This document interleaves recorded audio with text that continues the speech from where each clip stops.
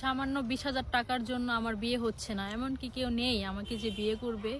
সুপ্রিয় দর্শক, আসসালামু আলাইকুম। জীবন গল্পে আপনাদের স্বাগতম। ক্যামেরার সামনে ছোট্ট একটি বোন রয়েছে, তার জীবন গল্প আজ আমরা তুলে ধরবো। আসসালামু আলাইকুম আপু।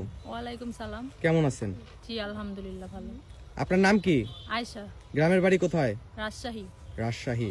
আপনার পরিবারে কে কে আছে? পরিবারে বোন আছে, মা আর আমি। আপনার প্রতিবেদনে আসার মূল উদ্দেশ্যটা কি বোন? মূল উদ্দেশ্য হচ্ছে বিয়ের জন্য আসছি, একটি দায়িত্ববান মানুষ খুঁজতেছি। কেমন মানুষটা কেমন হতে হবে? মানুষটা যেমনই হোক কিন্তু দায়িত্ববান হলেই হবে। আচ্ছা, যদি মানুষটার একটা পা না থাকে বিয়ে করবেন? সে যদি আমাকে চালাইতে পারে বা তার যদি মানসিকতা বা মন মানসিকতা ভালো থাকে তাহলেই হবে। মাশাআল্লাহ। আচ্ছা, আপনার বর্তমান বয়স কত? 24 শেষে 25-এ পড়ছে, মানে 25 রানিং। পড়াশোনা কতটুকু? Inter first year. Inter first year. একটা 25 বছরের তরুণী, তো এখনই বলতেছেন যে পা না থাকলেও সমস্যা নেই। হ্যাঁ। এটা কি ভিডিও করার জন্য বলতেছেন না না, না। বাস্তবে?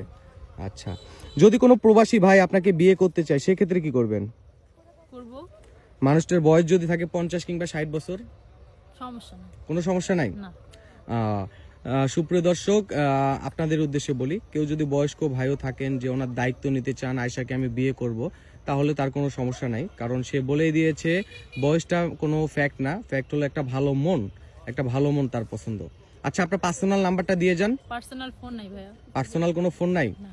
ও, সুপ্রিয় দর্শক, তার কোনো পার্সোনাল কোনো ফোন নাই।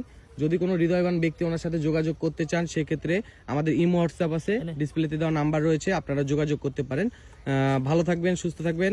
আসসালামু আলাইকুম আপু। ওয়ালাইকুম আসসালাম।